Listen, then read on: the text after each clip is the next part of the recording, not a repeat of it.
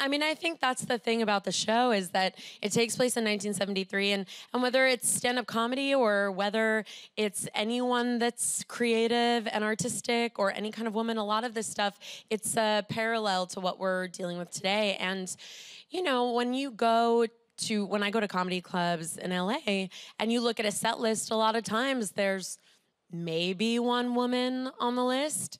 A lot of times there's not. And I think we've made strides. And of course, there's some incredible and remarkable, you know, female comedians, Sarah Silverman, Amy Schumer, and Tig Notaro, and Ali Wong, you know, all of these people.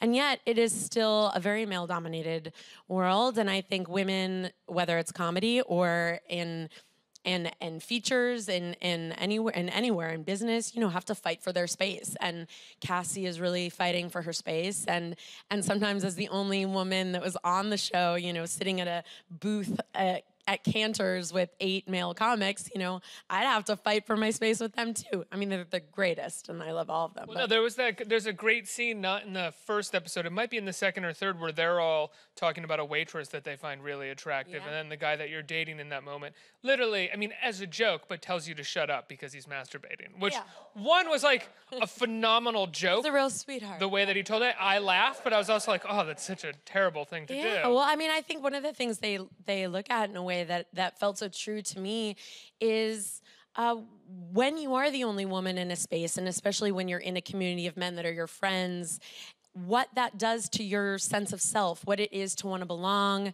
to be the same, to be treated the same, to be heard the same, to get the same amount of space, and yet what that does to your femininity or your womanhood, you know, if you want to be the same. And I did, you know, as shooting the show with all those guys, we became very close, the cast.